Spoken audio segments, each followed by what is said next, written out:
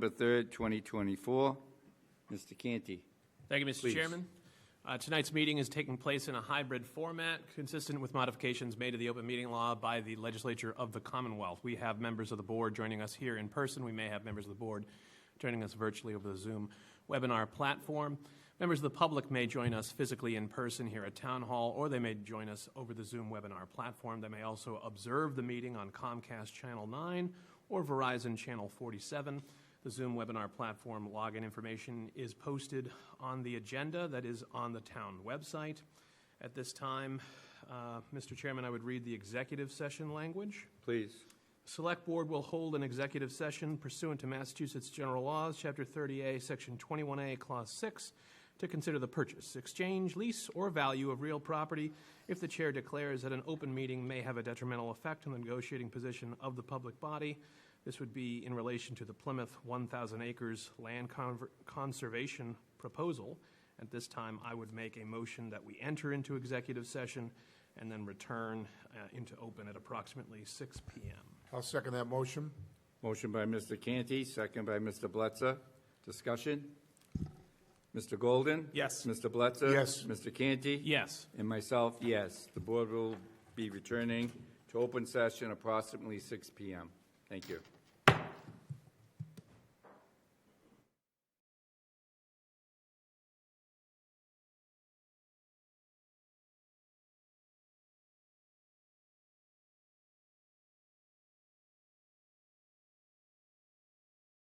Please join the board in a pledge to our flag. Pledge allegiance to the flag of the United States of America and to the republic for which it stands, one nation, under God, indivisible, with liberty and justice for all.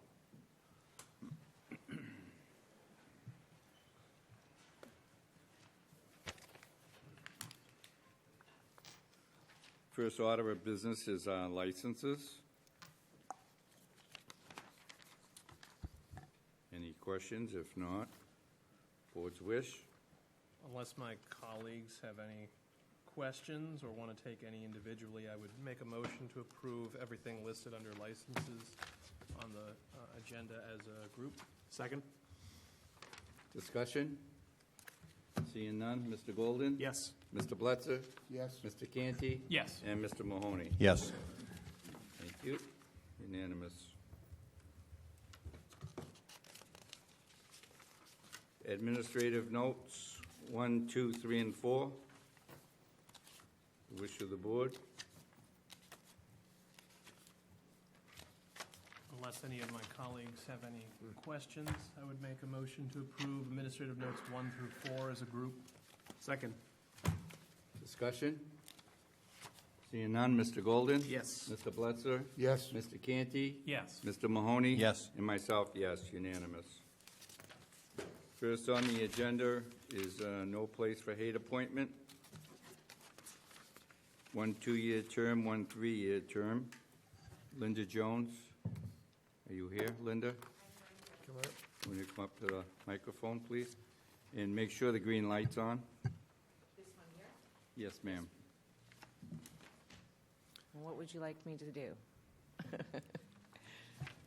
Did you want to tell us a few things about yourself and why you're interested in a position on the No Place for Hate Committee? Okay, well, I am a farm girl, raised in Minnesota. I moved here 2 years ago from Fargo, North Dakota. And I've always been involved in community endeavors, and this committee piqued my interest. I've never heard of a committee like that, and I think it's pretty amazing that a city would focus on something so important. And so I would just like to be of service. Mr. Golden? Thank you, Mr. Chairman. Thank you for being here tonight. What do you think the most important thing is that this committee can do for the town of Plymouth? Well, I think marketing, the thought of living and building a community where there is no place for hate is important. I think there's some opportunities coming up with, from our last meeting, with becoming a international city of peace. I think in today's world, we have fallen way behind in the face-to-face personal interactions, and I think that's led to a lot of the issues that we have now. And it's important that we bring that to everybody's attention. It's important that we foster treating each other with respect and just get rid of those ugly feelings that seem to be really strong these last few Thank you. days. So you've attended some of their meetings? I have attended one event and one meeting. That's great. Yes. Excellent. And there are two different terms, one for 2 years and one for 3 years. Do you prefer either? Yeah, I could do the longer one if that serves the committee best. Thank you. Yeah. Mr. Blitzer? Yes, hi, very nice to meet you. So you've been here for a couple of years. In your time here, have you seen any hate, prejudices, or have you... I really have not. I think it's a very peaceful community to begin with. Maybe in the workplace a little bit, I might have caught glimpses of some biases that my coworkers have, but nothing that I would say is, dangerous. Right. So no, I can't identify any specific. Well, luckily, I think we have a pretty accepting community. Yeah.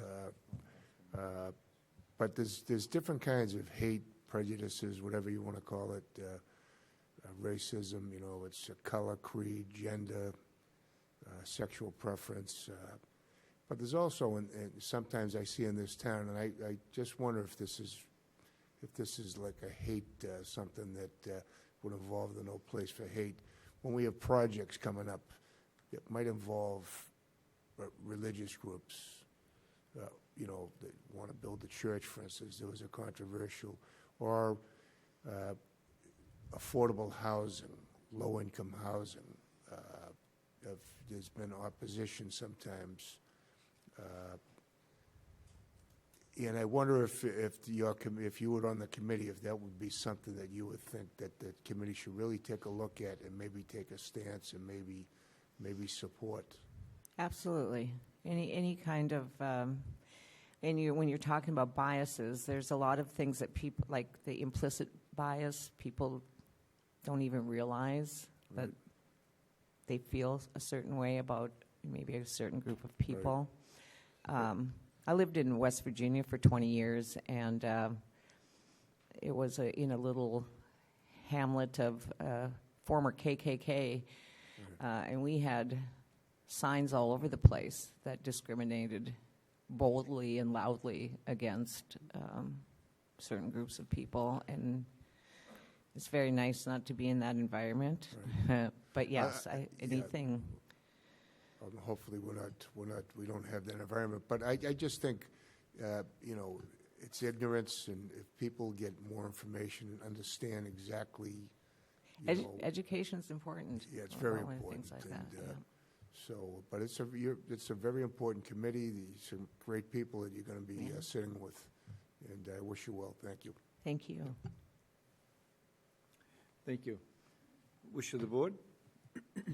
I would make a motion to appoint Ms. Jones to the 3-year term of the No Place for Hate Committee. I'll second that. Motion by Mr. Canty, second by Mr. Blitzer. Discussion? Mr. Mahoney? Yes. Mr. Canty? Yes. Mr. Blitzer? Yes. Mr. Golden? Yes. And myself, yes, unanimous. Thank you so much. very Thank you much. for playing. I look forward to it. Next on the agenda is the Market Street Bridge mural update. Lauren Lynn, Deputy Director of Planning. Welcome, Lauren. Good evening. Thank you for your time tonight. I was here a little over a month ago. It was in, I would say, mid-October with representatives of the Plymouth North High School Art in the Community class. The class and the teacher, Lauren Jazerski, is here with us tonight, so I'm going to keep it brief and give it over to Ms. Jazerski to walk you through what the students have accomplished. But first, I just want to say thank you to the Select Board for your support in this project. Thank you to the Visitor Service Board for providing the funding that enabled this project to move forward and provide the professional services to prepare and then seal the students' work. And then thank you very much to all of you tonight for your time and efforts to really creating a wonderful public art project for the town. So thank you all, and I'll give it to Lauren.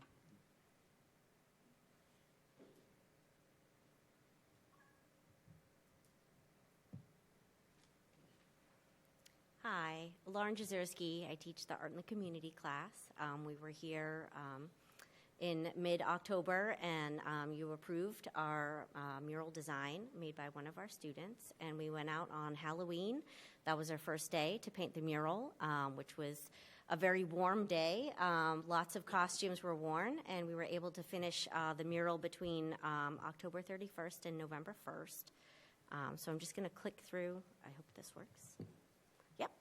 So these are some pictures from the very first day. So when we arrived, we were able to come up with a plan. Students started to map out. They were doing their snapshots of Plymouth. So each one was assigned a Polaroid image of something that stands out to them from Plymouth, something that they're passionate about. So they mapped out where their Polaroid was going to go, where the Polaroid camera was going to go in the middle, and then they just got right to work. We got a tremendous amount of work done on the first day. Despite the heat and working in a damp space, they did an incredible job. This is also from day one. So even in day one, when we were waiting for the Polaroids to dry, they started to work in the background. And while we were doing all of this, we had people passing by and asking questions, and it was wonderful. And the students were able to talk a little bit about what the project was. And then day two, we were done. We finished everything in time. So it was a 2-day project, very successful. The students wrapped up their work. They were able to do the details all in that second day, which was incredible. So these are the students standing next to their own Polaroid snapshots. And here we go, yeah. So the project was completed on day two, and we just wanted to thank you again for the wonderful opportunity. It was a great experience for everybody. Thank you, and thank all the students for helping out the community. Thank you very much.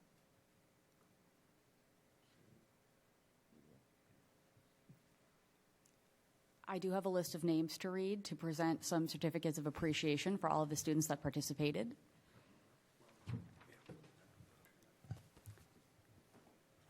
So the board is going to come to the front of the room. I will call names in alphabetical order. And for any of the students who are here tonight, if you could come up and accept your award, and then we'll have a quick opportunity at the end for a group picture. Thank you.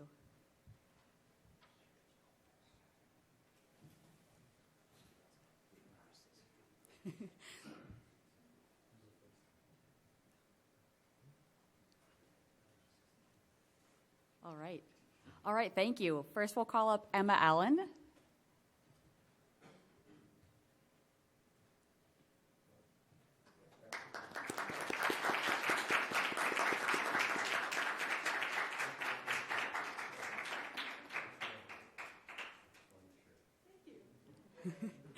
Next, we'll have Salome Bell.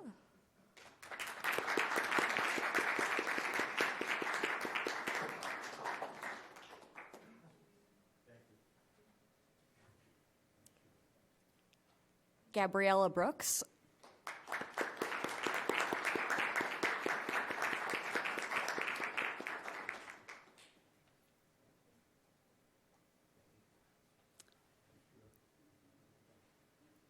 Next is Talia DeYoung.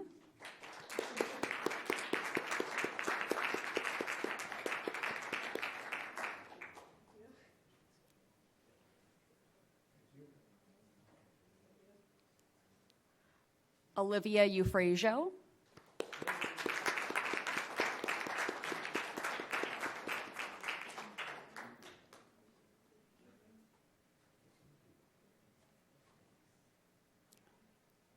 Sage Holden. Thank you. Cactus McNeil.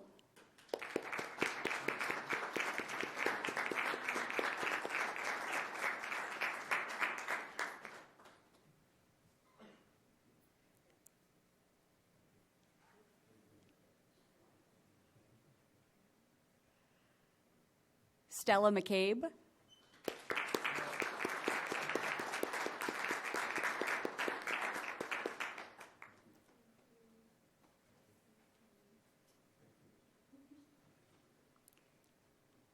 Michael Pisano.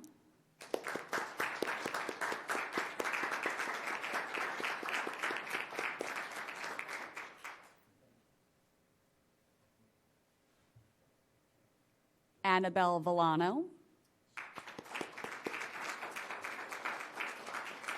Isabella Williams. And Brad Wood.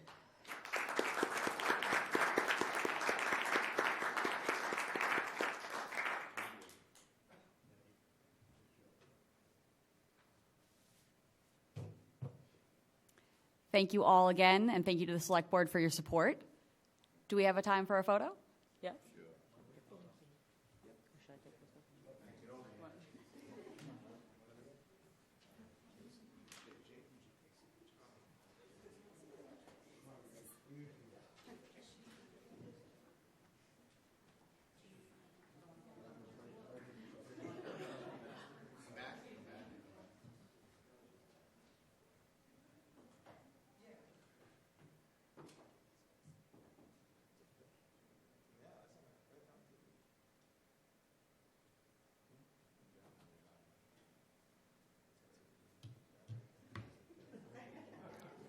All right, thank you, everyone. Can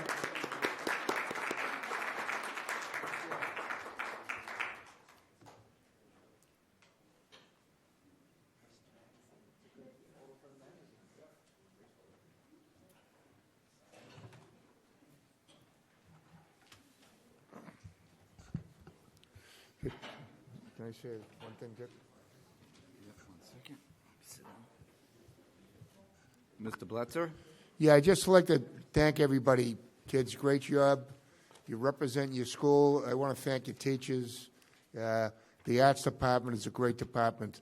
But community involvement is great. And starting at your age, because what makes a good town is participation in the town by its citizens. And it's great to see you guys at this age getting involved in your town. And you're going to be able to see that mural. And you can, show your friends and people that what you've done. It's a great accomplishment. Thank you very much from the town.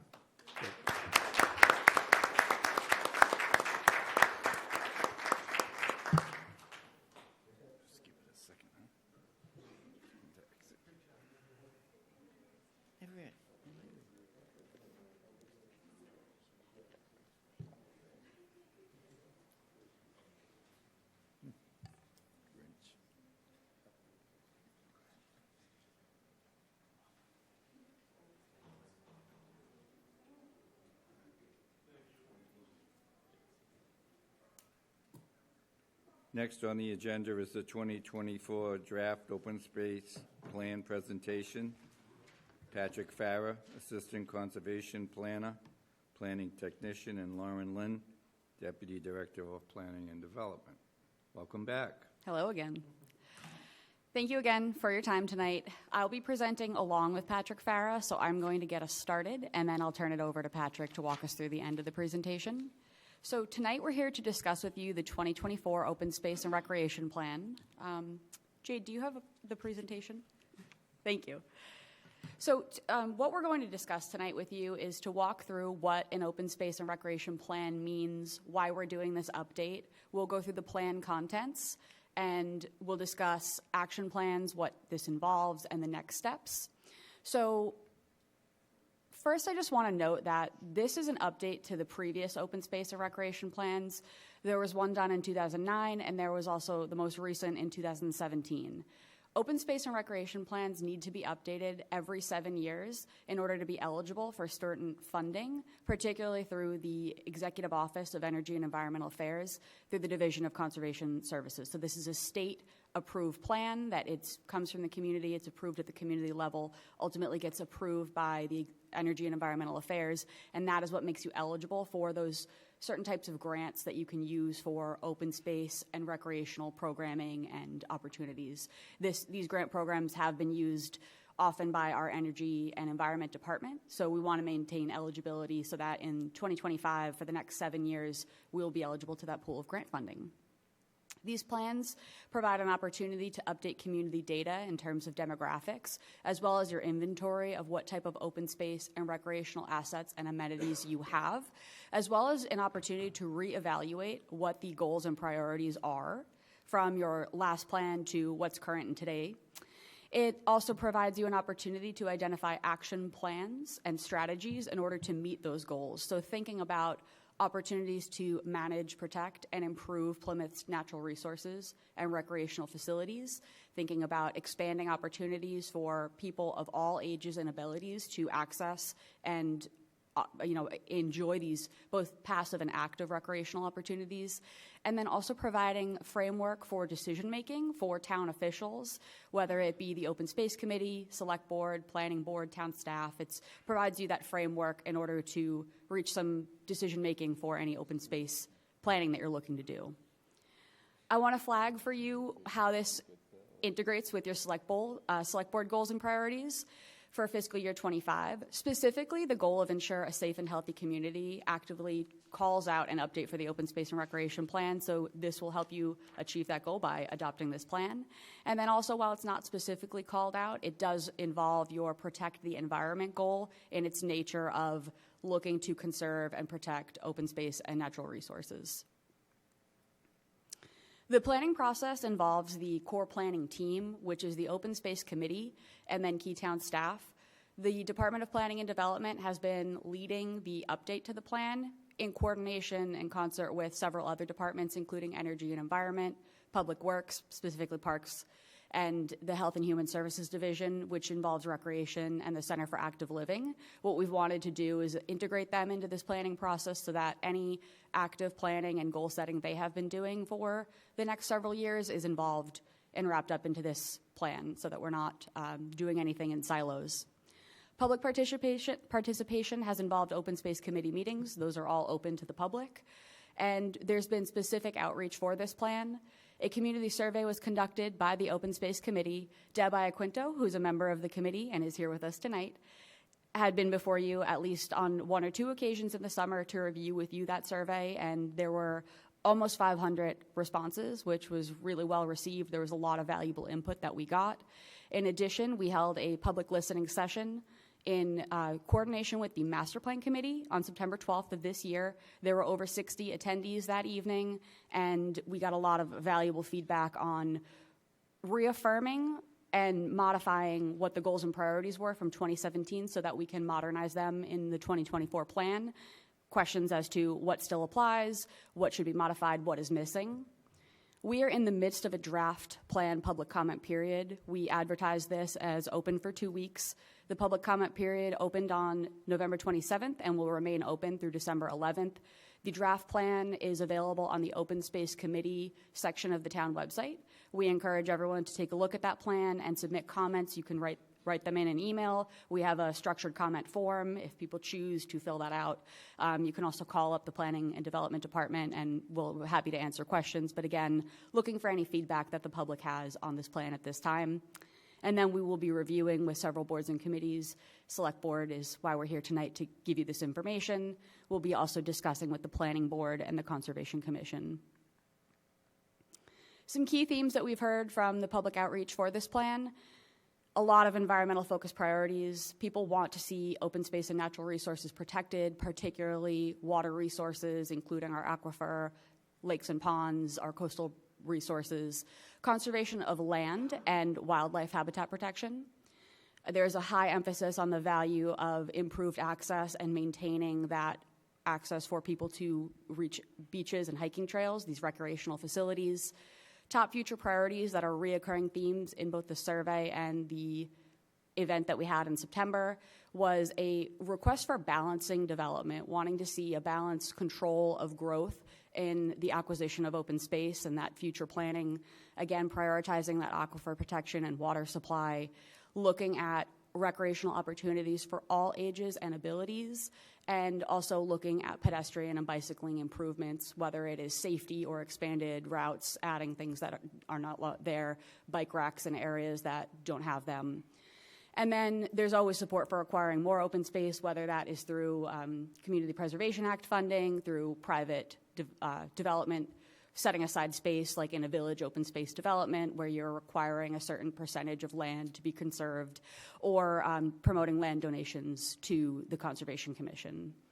I want to read these quotes that were from survey respondents that I felt were poignant. It's important to keep investing in open space. It's a community good whose value isn't immediately measurable in dollars and cents, but it contributes immeasurably over time to the quality of life and beauty of our community. And Plymouth is incredibly unique in its offerings: ocean, lakes, cranberry bogs, hiking trails, golfing, downtown neighborhoods. Keep the diversity of what is available. This is a huge part of the draw. Next, this slide reviews the table of contents that's included in the plan. I'm not going to go over this verbatim, but it's just to show you that there's a lot of information. This plan walks through introduction, community demographics, give you a setting of where this community is compared to the region, and then goes through that detailed inventory of what conservation, natural features, recreational amenities we already have, and then walks through what is the future vision and goals action plan. Ultimately, there is also an appendix of the larger documents that go along with this. The plan itself is just shy of 140 pages, along with an appendix for those larger documents, subject to change depending on how many comments we get. So it is a large document, but it is a very comprehensive in all of our open space and recreational documentation. Next, I'm going to turn this over to Patrick Farah to walk us through a little bit more of what's in the plan.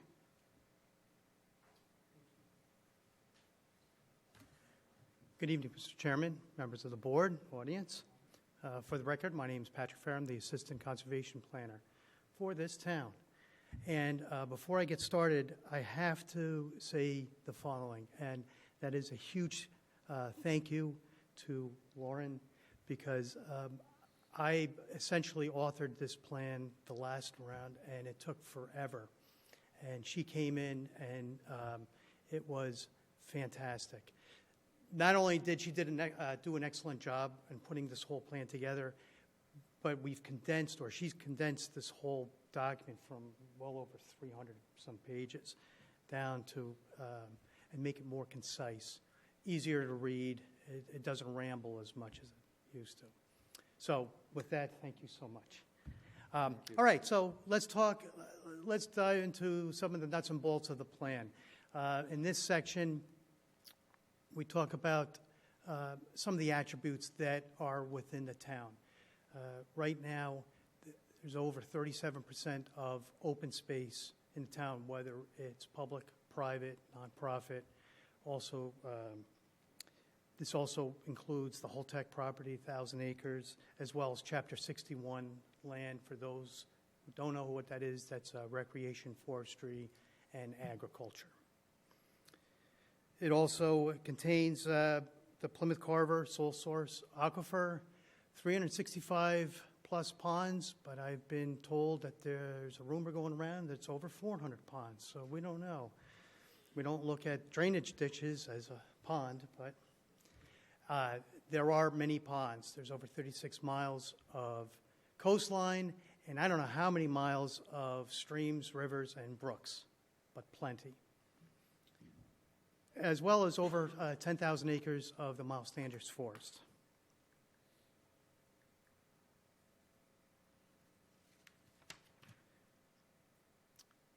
Some of the other features that we hold near and dear to our heart are we have over 36, or approximately 36 parks, beaches, and playgrounds. And the map to your right, you'll see the trail systems. That shows what we have already GPSed and identified. There's 20 trail systems currently mapped, extending over 74 miles.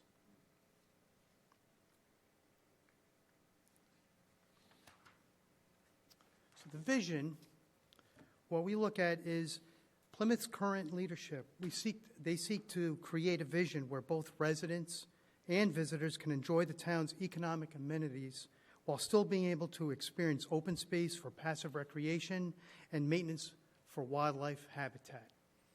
And it's essentially what this vision statement does say. 3 main goals for the plan: to acquire natural open space for ground and surface water protection, as well as to preserve the town's remaining wildlife habitat wherever possible, while encouraging passive recreational opportunities. Also, to increase public awareness for the importance of natural open space preservation, and educate the public to become better custodians of our open space lands.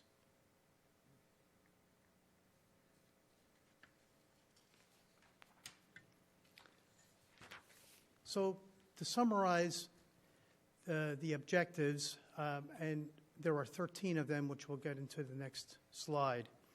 Essentially, the objectives are to preserve wildlife habitat and travel corridors, create connected green spaces for ecological preservation and recreation while protecting ecosystems and water resources, maintaining Plymouth's scenic views, historical character, and access to natural resources, and ensure the protection of both groundwater and surface water bodies, air quality, and vegetative biodiversity.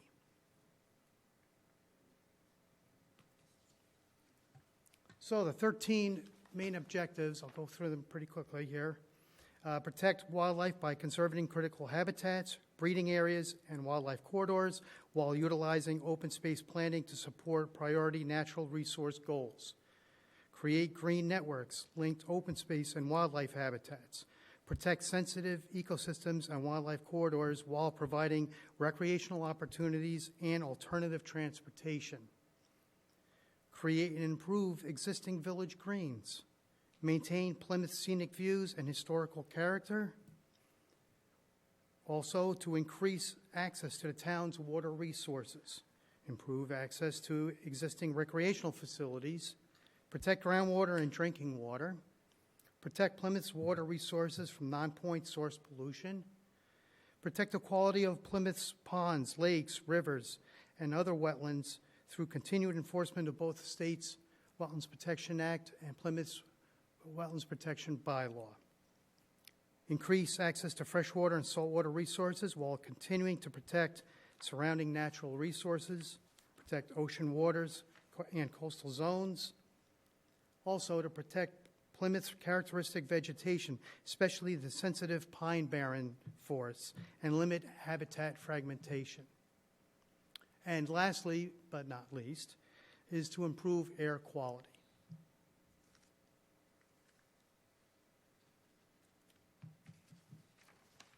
So, the action plan. This component of the Open Space and Recreation Plan includes strategies and ideas for conservation, management, and enhancement of open spaces and recreational resources. So one example is to identify abutting lands to existing protected properties, which may be acquired through additional wildlife habitat, as well as passive recreation potential. Highlights presently active and future acquisition and restoration projects. The action plan also highlights projects that have collaborating partnerships as well as potential funding sources, such as CPC funding through town meeting action, along with state and federal land grants. Key initiatives of the plan are to provide expansion of recreational infrastructure. One example would be Plymouth's existing trail system, which I showed a few slides ago, an attribute that does promote ecotourism while consistently advocating for open space preservation as well as civic agriculture. So the next steps, what do we do from here? As Lauren has mentioned already, that there is a comment period that's open since November 27th through next week, December 11th. There's a draft plan and instructions for anyone who wishes to comment. Here is the website everyone can go to.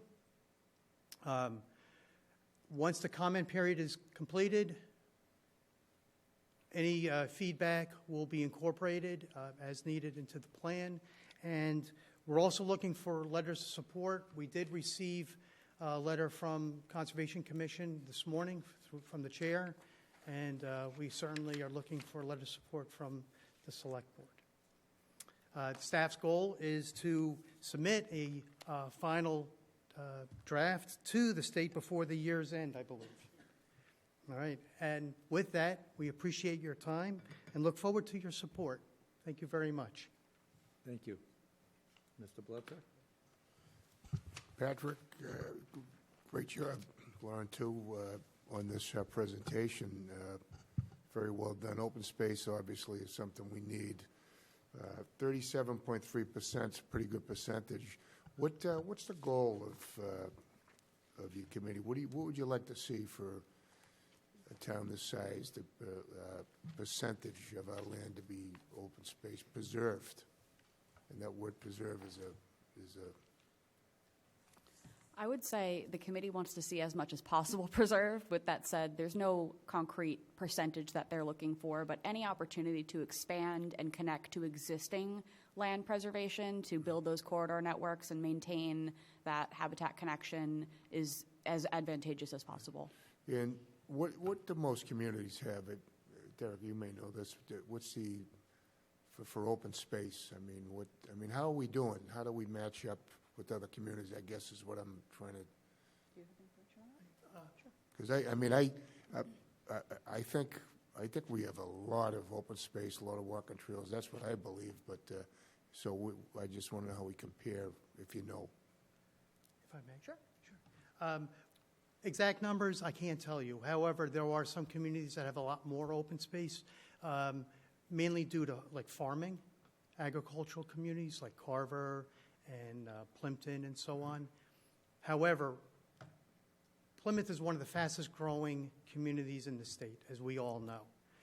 And we're doing our best to try to create this balance of development, economic growth, as well as providing green services and open space protection. We do have this sole source aquifer, and if we need to do everything we can, and I'm sure everybody I'm talking to understands this, to protect our water supply. Because if we have really polluted, contaminated water, we're in big trouble. Right. Because next to air, this is something we need. Right. We all know how important water is. I mean, we have a problem now in West Plymouth, and we're trying to resolve that. But, as you just said, the town that's growing the way we're growing, we need to increase some commercial tax revenue. We need that, or our taxes will just go through the roof.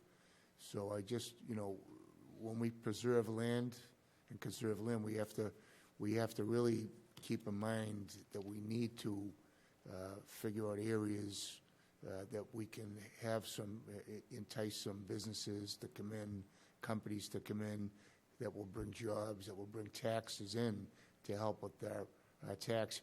And remember, I know we had this when we were looking for cemeteries. Once land is preserved and conserved, you can't put a shovel in it.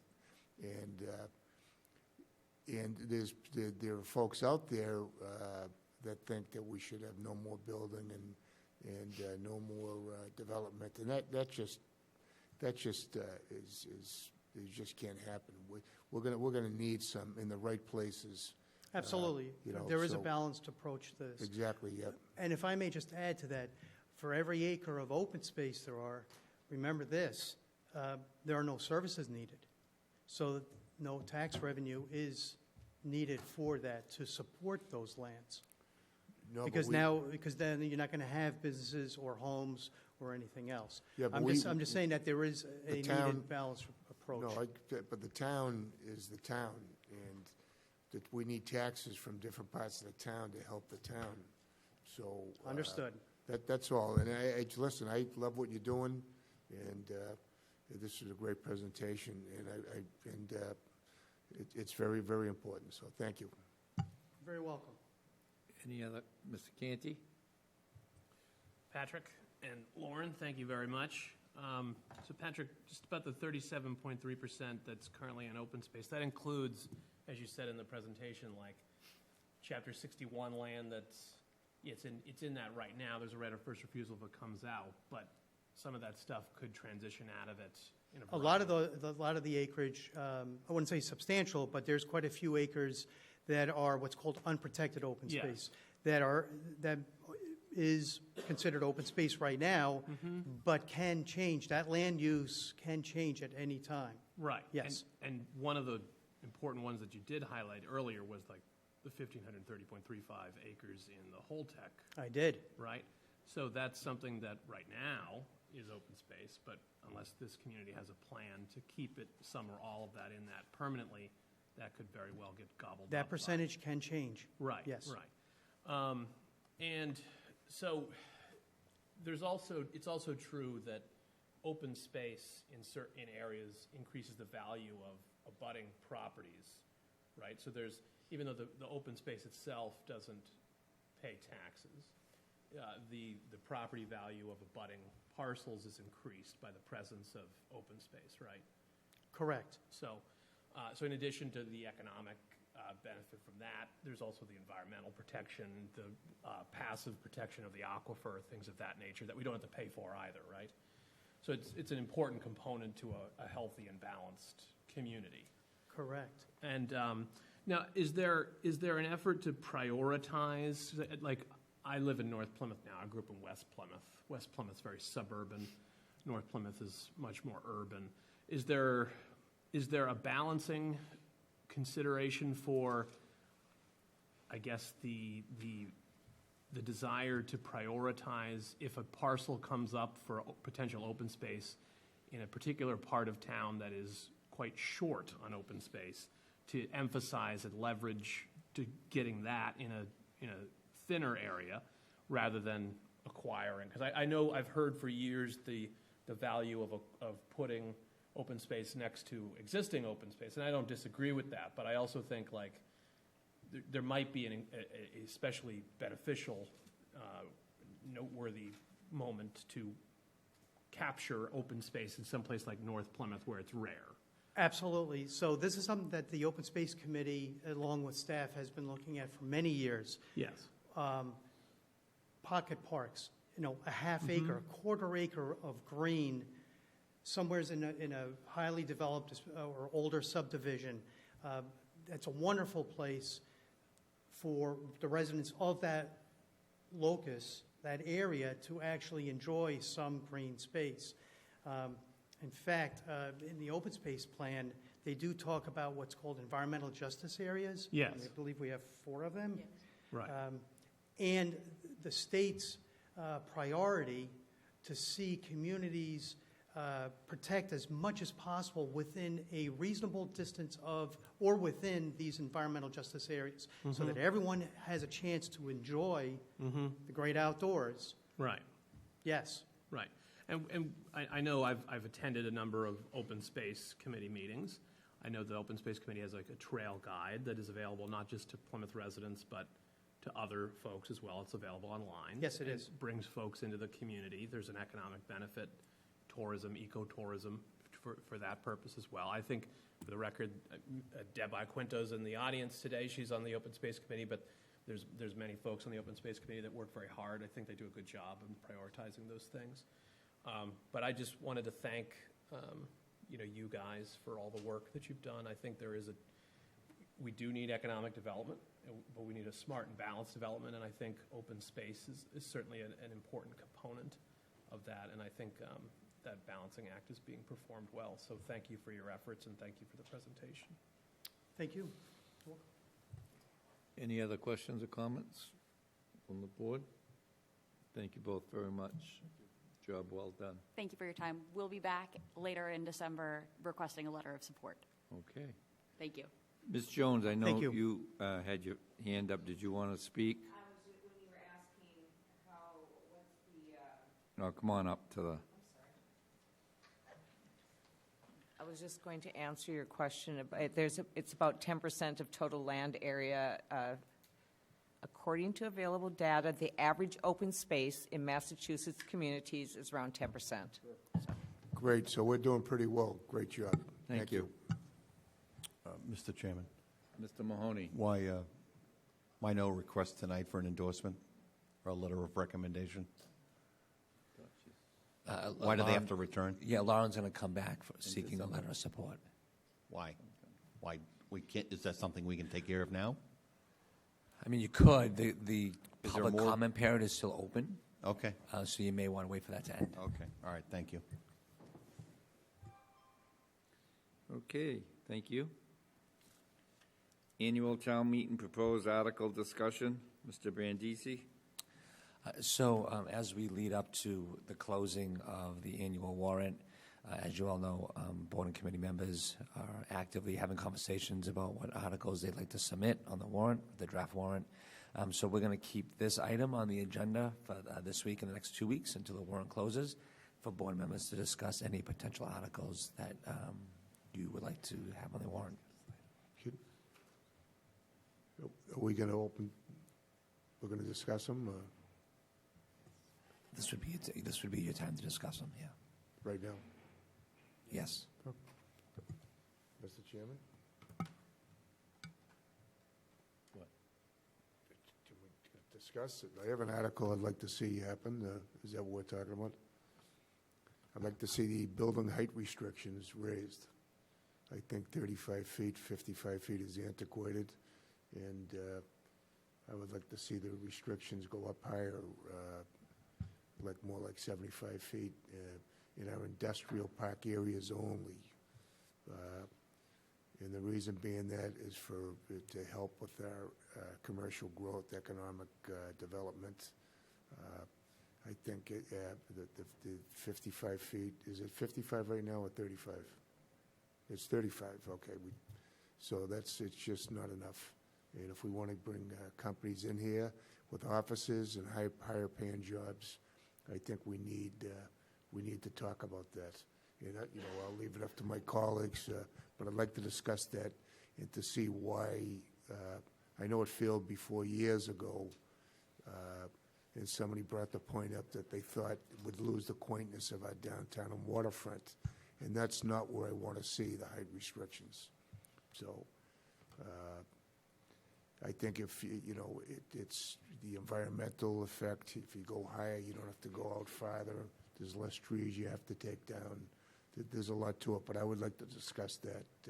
I think we really need that. So, anyway. Mr. Canty?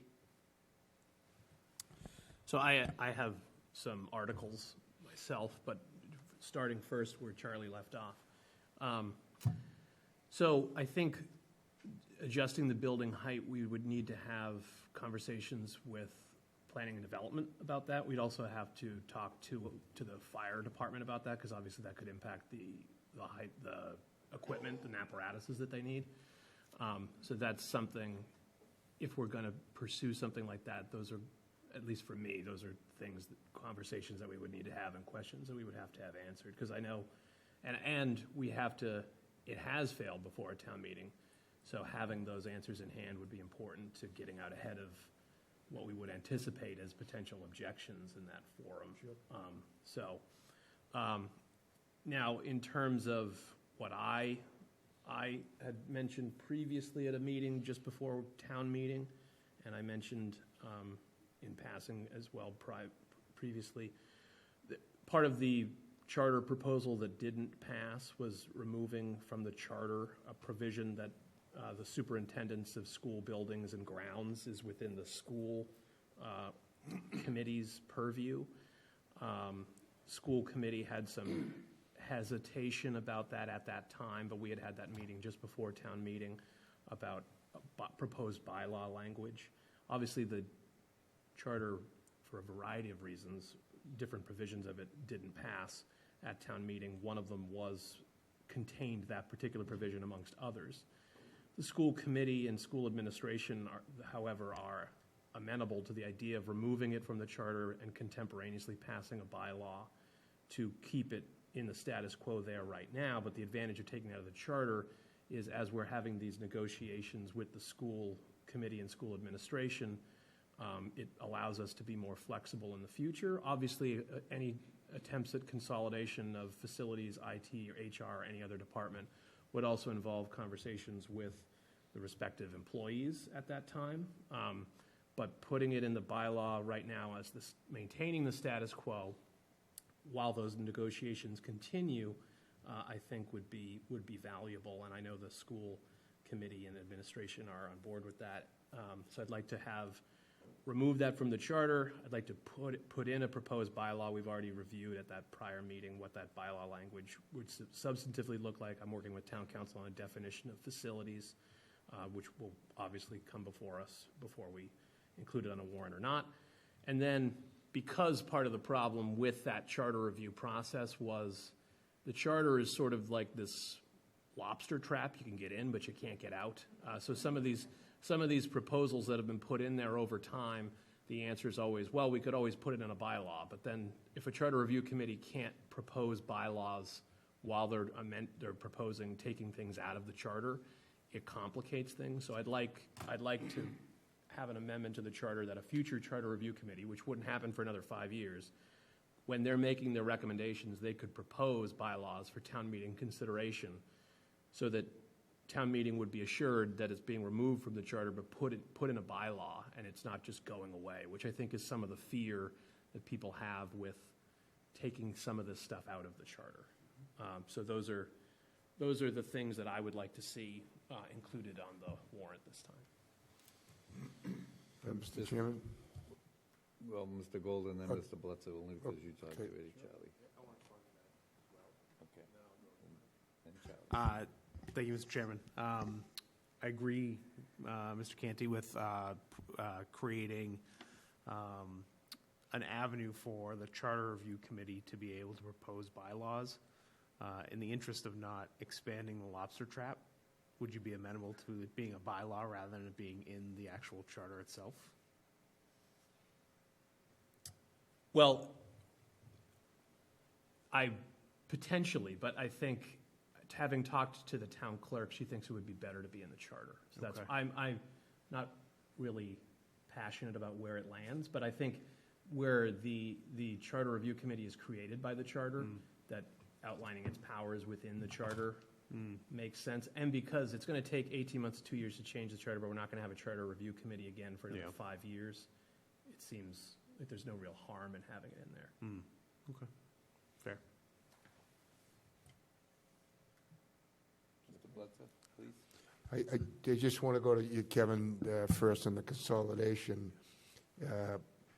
I talked to a couple of school committee members. I think we need to get more information from them as well as the unions. I heard some opposition from the unions, so I think we need to get some more information from both of those parties before we do anything. Going back to the height restrictions, you brought up the fire department, and I agree. We definitely need to talk to the planning and folks. He just left, but I have already talked to the chief. I talked to the chief when I was running, because it's one of my. That was 4 years ago, and he talked to me when I was touring all the fire departments and got a real handle on all the equipment they have, and he told me with the new engineering on the new buildings, the new construction, with the fire suppressant systems, and with the new equipment that the town has, and this was quite a few years ago, he said they can handle up to 100 feet. I asked him about that. So in the old days, they didn't have ladder trucks. They couldn't, that's why it was 35 feet. They couldn't get to the height to fight those fires. But now they have the equipment to do it, and he believes, especially with the way the fire suppression systems are in the buildings. So that's not a problem. And when it was voted down, I was a town meeting member. That was a long time ago. And again, I think people, they thought it was going to be in the whole town. It's not. It would be just in certain the industrial areas, industrial park areas, not in the downtown, not in residential areas.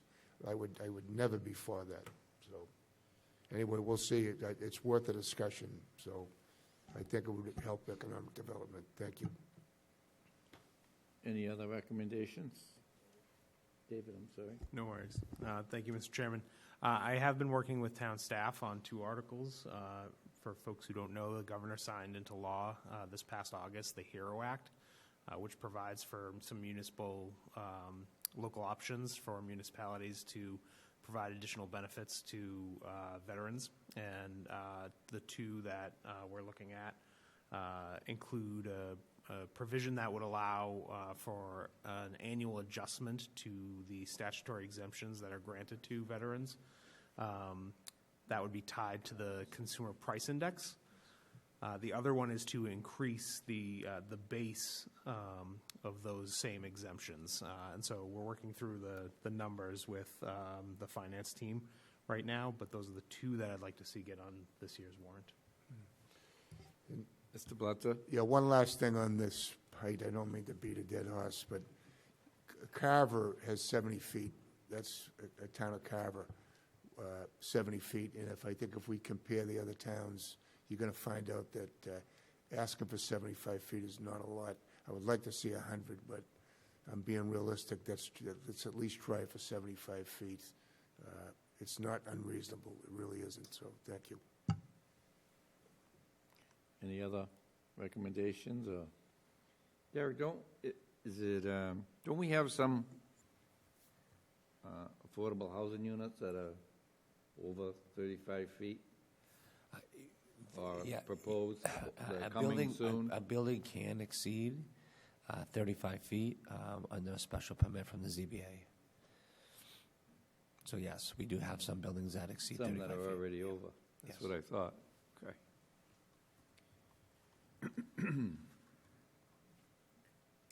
Anyone, where are we here? Public comment. Anyone wishing to speak under public comment?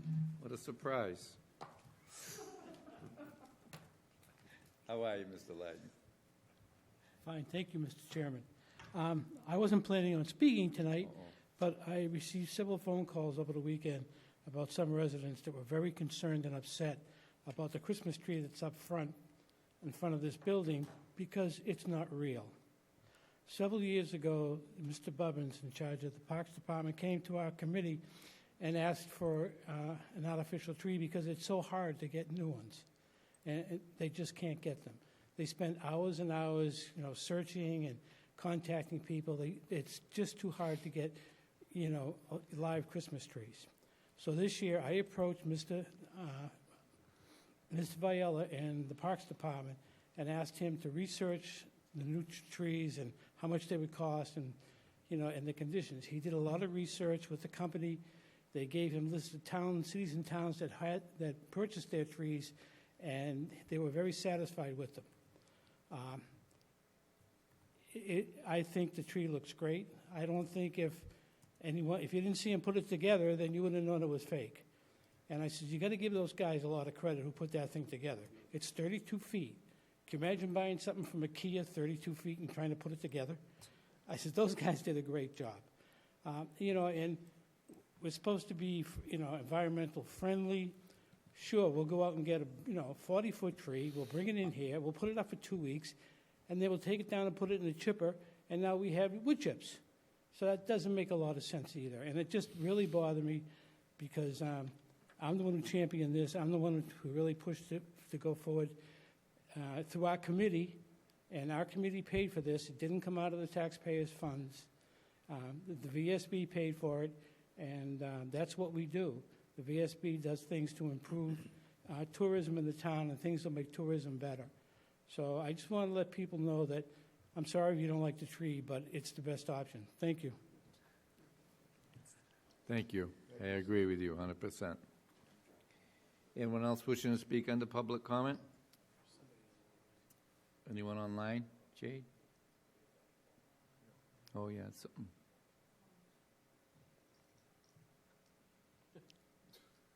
Six 90116, are you there? Hello?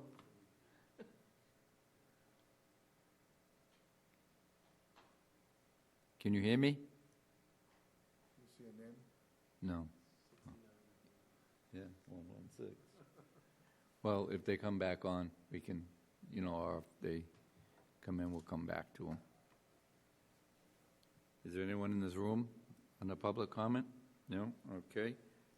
Mr. Brandisi, Town Manager's report. Sure, thank you. I'll try to get through tonight. So I have a number of announcements for this evening, and some of them, many of our neighbors have been anticipating for months now. And the first one I want to start with is the improvements to Clark Road over at Pine Hills. So these infrastructure improvements are going to begin this week. So first and foremost, Clark Road, the roadway widening for the installation of a dedicated left turn from Clark Road onto Pine Hills Drive and a left turn lane onto Meeting Way will take place. And then there'll be the installation of 2 raised medians, one east of Pine Hills Drive and one east of Meeting Way. And then lastly, a fully signalized traffic light at the intersection of Pine Hills Drive and Clark Road will be constructed as well. These traffic improvements, as you know, we've talked a lot about in previous meetings. The folks for Pine Hills were asking for relief. I know that the fire chief has talked a lot about his concerns of apparatus getting out of Pine Hills because of the traffic congestion. So once these improvements are made, we think that we'll have those substantial improvements that will make things easier over there in those 2 intersections. So moving on, I just want to remind folks that tomorrow over at Jenny Pond, we will have a groundbreaking ceremony for the dredging portion of Jenny Pond.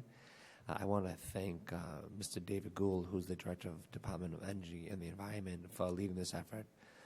Part of this project, he was able to receive a $10 million grant from the federal government to make this happen. So this is the first phase of a much larger project in this area that'll take us all the way down to the park. And then Mr. Gould will come in next week to talk about the Brewster Gardens park improvements as part of this project. I also want to thank Mr. Gould for receiving another grant of $740,000. This grant will be used towards the restoration of 21 acres over at the Capel property. So as you recall, we went to town meeting and used CPC funds to acquire the Capel property, which basically abandoned cranberry bogs. And so now with this grant money, we'll be able to return the 21 acres, which consists of 13 acres of cranberry bogs, to improve habitat, recreation, and water quality. So again, congratulations to Mr. Gould. And then moving on, the DPW has informed us today that they have began the first steps in identifying a future well site over in West Plymouth, specifically in the Rocky Pond Road area. So they'll be testing a very specific area to ensure that we get the yield of water quantity that we need. We've talked a lot about, going back to 2022, of the need to supply more water in West Plymouth. We've been working with Claremont Developer to provide a booster station at their cost in West Plymouth.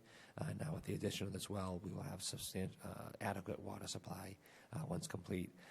But don't hold your breath. Wells take a long time, so we're thinking it could be anywhere from 3 to 5 years out before we can bring this well site online. But again, just want to let the board know. I want to congratulate Tim Balboni. Tim Balboni served the town for approximately 27 years. His last stop was as the town's highway manager. He retired last week. And so when you think of the job responsibilities of the highway manager, he is the first one at Camelot Drive when the snow hits the ground. He's the one that's calling in our forces. He's the one who's preparing our apparatus to get out there to ensure that our streets and sidewalks are cleared, amongst many other things. But I bring that up because you don't take a vacation when you're the highway manager during the winter months because of the extreme responsibility. So congratulations to Tim, and we can return him back to his family on those snowy winter nights. I want to let folks know that the last of our master plan workshops will take place this coming Thursday night, again at South Middle at 6 p.m. This focus will be on economic development and public infrastructure. So again, this is our last workshop for the master plan. And then just two more announcements. First, I'll start with the Light the Night event. This is at Brewster Gardens. This will be this coming Saturday, December 7th at 4:30. This program has been put on in the last 3 years by the Downtown Waterfront Business District. They have been lighting up and expanding the light show down at Brewster Gardens over the last 3 years. So just wanted to announce that this coming Saturday at 4:30, that will take place. And then as Mr. Lyden referenced, there will be what was formerly known as the tree lighting event, which is now known as Light Up the Season. That'll take place this Friday. And the reason why it's called Light Up the Season, because it's no longer just about a Christmas tree. We've been working very closely with Congregation Beth Jacob. They will also light the menorah at the same time the tree is lit. So we have, like last year, a great event that's a series of things that are taking place. So starting at 4:30, we have our house band, The Road Back Home, will be playing.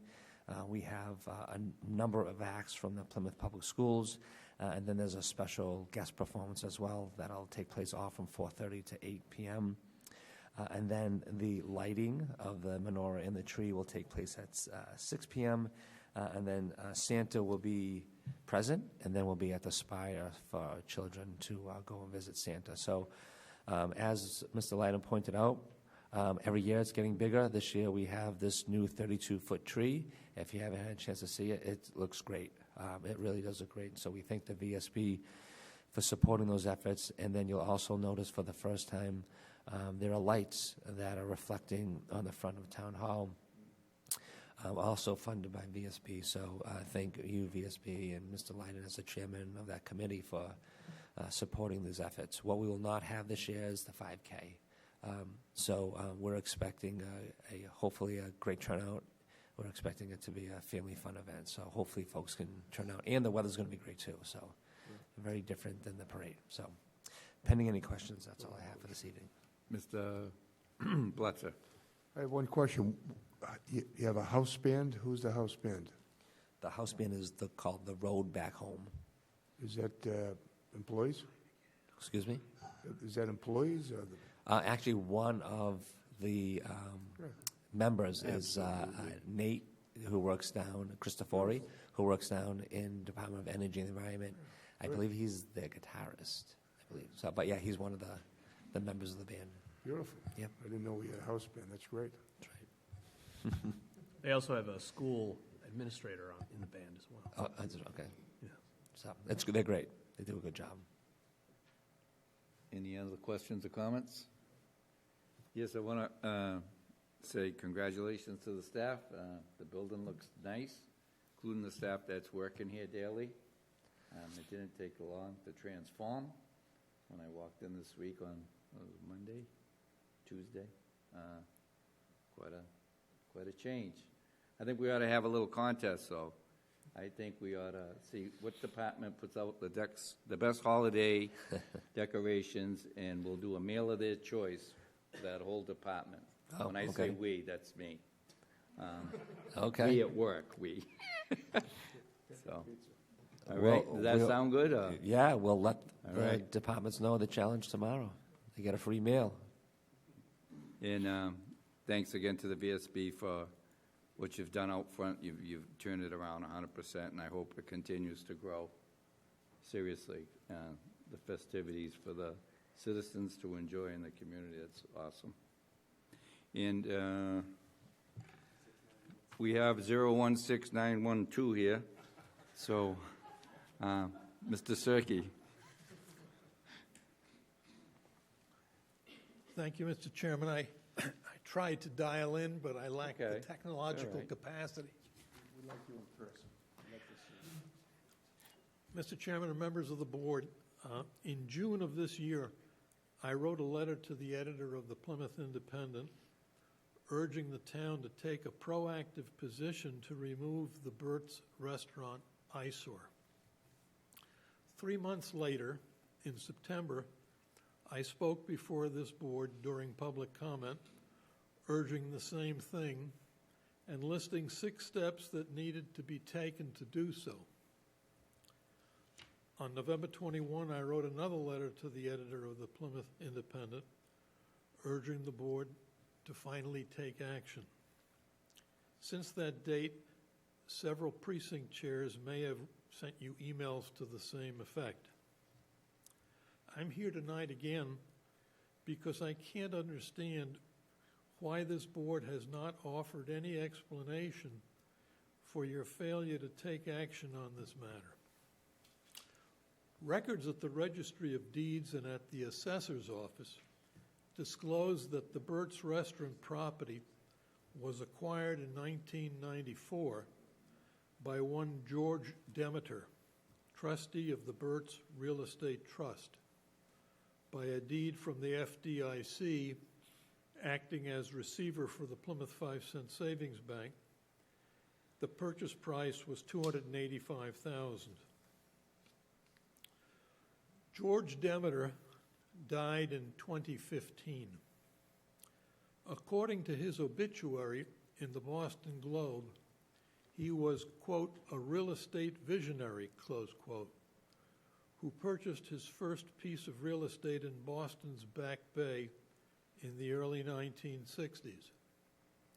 The obituary went on to say that, quote, while many developers at the time were compromising the integrity of these buildings, George was busy restoring the properties back to their original grandeur, close quote.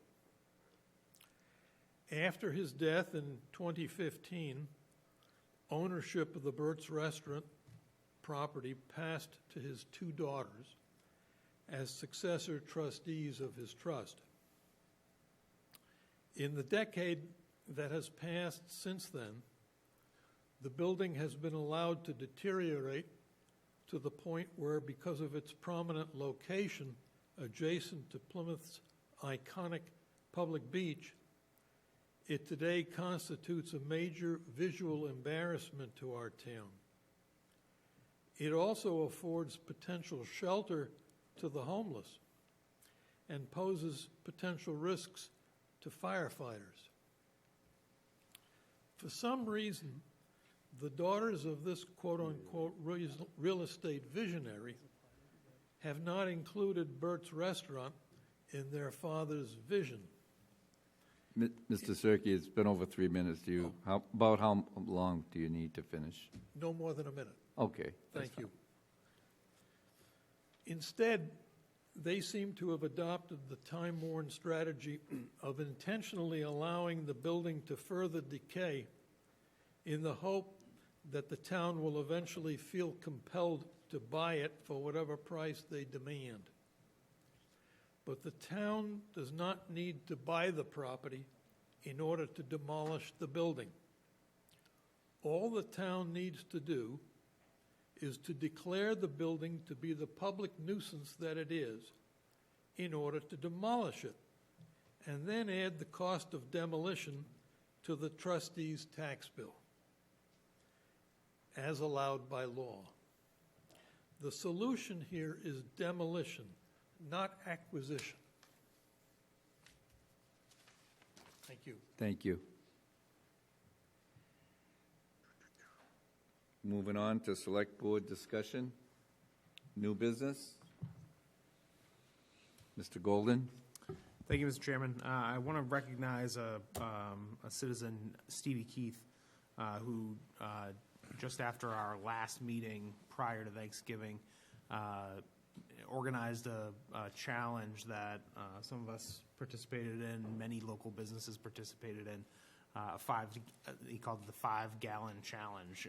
He and his fellow Chamber of Commerce business members pulled together 5-gallon buckets full of food and household items and water They estimate that they brought in 9,000 pounds, worth about $14,000 of those items. So congratulations to him, and thank you to anyone who participated. Mr. Blitzer? I just want to just announce that everybody knows about the free park in Plymouth, and I saw some stuff on Facebook a little bit. I want to clear some things up. We have timed, there is enforcement out there for the time zones, and the reasoning for the time zones is to keep the parking spaces turning over. You know, somebody called it a money grab and everything else. It's not. And if you ask the merchants downtown, they want this. They want the cars to keep moving so they can do business. They don't want to see employees or even residents parking in those spaces all day, because those are prime spaces. Unless you have a handicapped decal or placard, you cannot stay there all day in those spots. So there's a reason for the time zones, and it's not a money grab. It's to help the merchants. And there's still, this time of year, downtown is very busy, thank God. It's very busy, so they need those spaces. So enjoy the free parking. It's something that the PGDC has done for years. I was on the board, and we wanted to give something back a little bit to the residents, but we need to have the enforced parking for the time zones. Thank you. Okay, under new business, I have a letter from the Plymouth Advisory and Finance Committee dated November 26, 2024. Good afternoon. The Advisory and Finance Committee voted unanimously to request that the Select Board direct the Town Manager, Derek Brandisi, to hire a firm to perform a construction audit at the 10 Oak Street Affordable Housing Conversion Project. Please let us know when the Select Board will discuss this request. Oh, I didn't see that part, but that's today. So that being said, and I apologize for that, I'm just going to chime in and say that I myself would like to know what this audit would cost, and at the end of the day, what's it going to prove? We know it's like throwing, in my eyes, in my opinion, good money after bad. We know there was issues there. I think we've had a lot of discussions about them, and how we're going to move forward and how the town should move forward. But, I mean, I don't see the reason for this, but of course, I'm only one of five. So I'm going to open it up to the board and get your thoughts what this might be. Mr. Canty, then Mr. Golden, and Mr. Blitzer, and then Mr. Mahoney. So I have a couple thoughts. So number one, I think it's when the building committee was here during one of our 3 more recent meetings about the Oak Street School and whether we were going to put additional money into it, I believe they had mentioned the building committee reviewing the project as like a post-mortem after it was done. And if we could do it in-house with little to no expense, that's very different than hiring an outside firm and throwing, let's say, additional money after the money we've already spent. I think that would be, we'd probably get the same result at the end of the day, and it would be cheaper. I also think, in my opinion, and I've said this before, I'll say it at least one more time, that project was always a historical preservation article masquerading as an affordable housing project. It was a CPC article to begin with, and we appoint either directly or indirectly at least 5 out of the 9 members of the CPC. I think indicating to the CPC that cramming, and in that particular location, cramming is definitely an opportune word, affordable housing units into a historical structure is not a good use of affordable housing or historical preservation purposes, and that the two should not be combined unless there is a compelling reason to do so. The Symes House is a prior CPC article that its continued use is only being increasingly complicated by the existence of those affordable housing units there, and it added to the expense of that project as well. I just don't think historical preservation and affordable housing mesh well.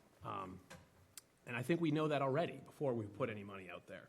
And I think we can tell folks that. So I think instead of hiring an outside firm, maybe asking the building committee if that's something they could take on would be something to do if they found a value in that. And then keeping this in mind going forward, when we are making CPC appointments, when we are, and when we are reviewing CPC articles and making recommendations to town meeting as well, because I saw a problem with this from the beginning. Not going to get into that again. We had recent meetings about it where I went on at length. I've said my piece about that, but it only adds tremendous expense for really very little ultimate value, and it's not meaningfully. It's because it's so expensive. It's not getting us close to that 10% affordable housing number that we want at an acceptable dollar value. So those would be my recommendations. Thank you, Mr. Chairman. I won't rehash everything that Mr. Canty just said. Suffice to say that I agree. I don't think we should be spending any more money on the Oak Street project.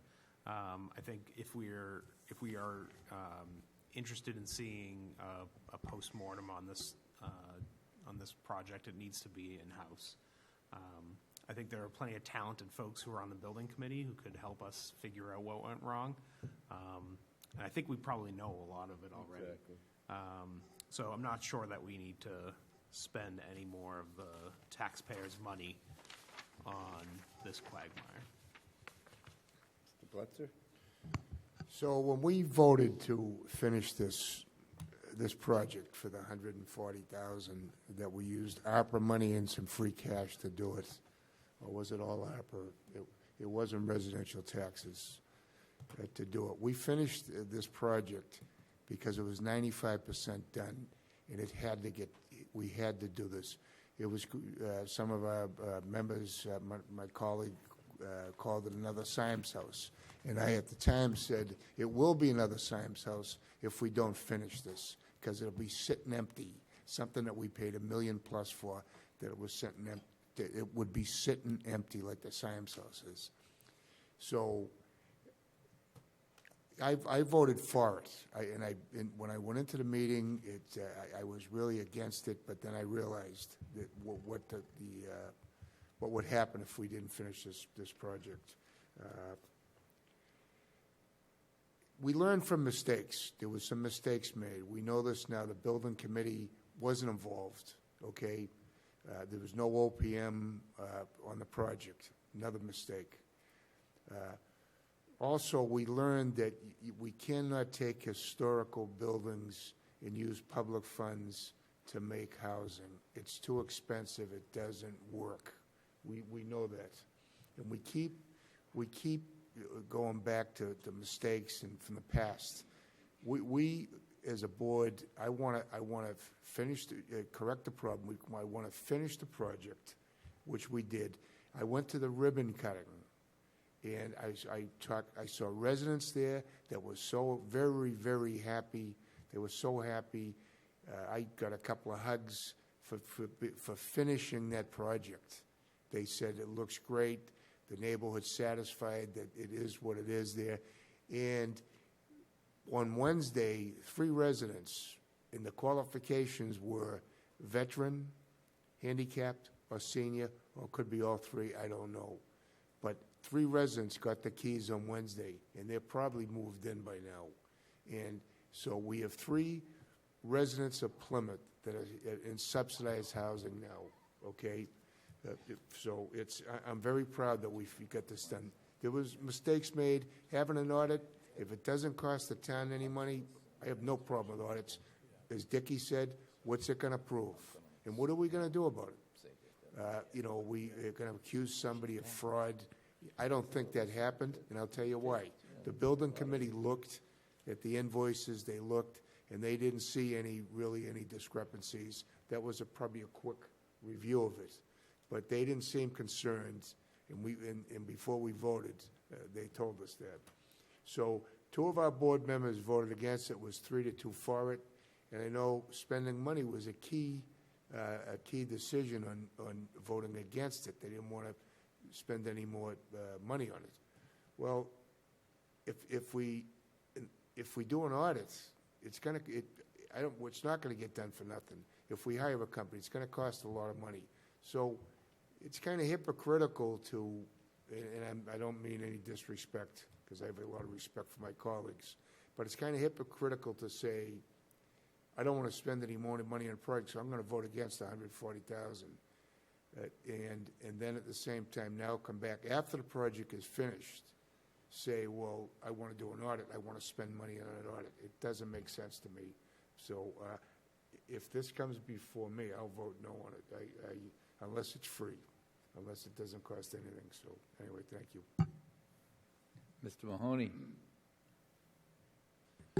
So, any lessons learned through an audit or any other opinion we get are only as good as what you do with those lessons.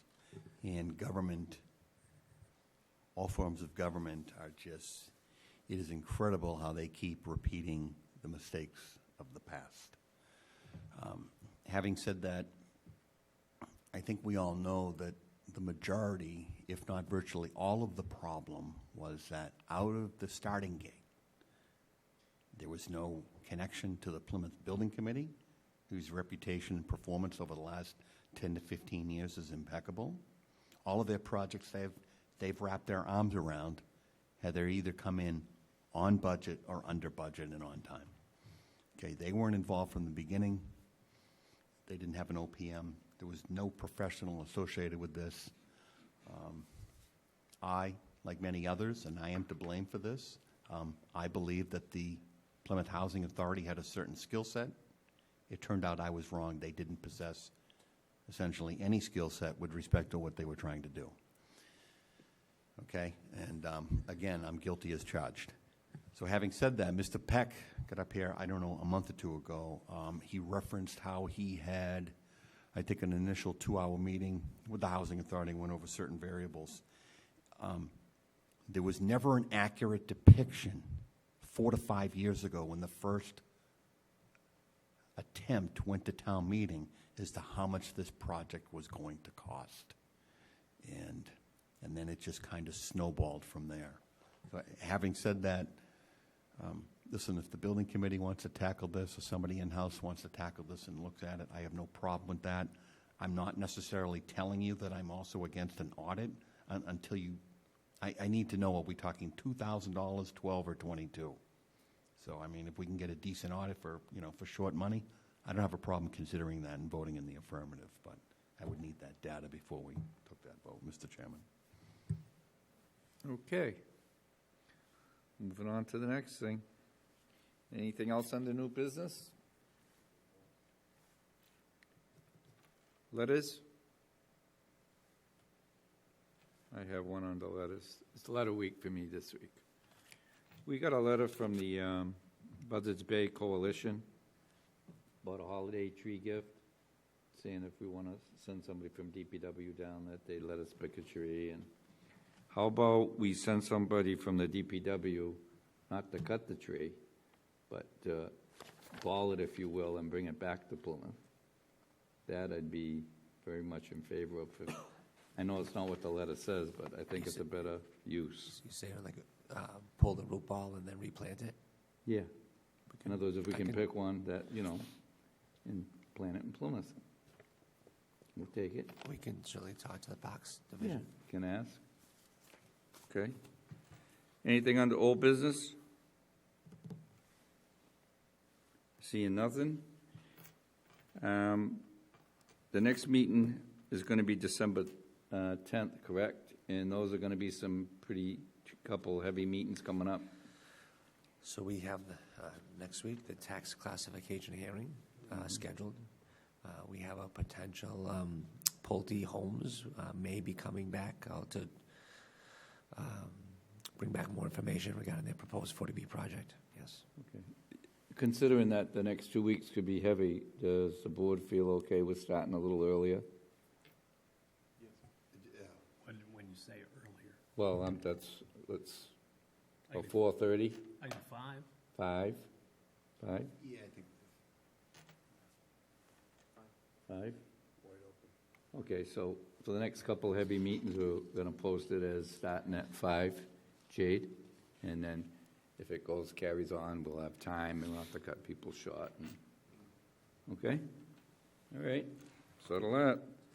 Motion to adjourn. So moved. All in favor? Aye. Unanimous. Thank you for watching. Have a nice week.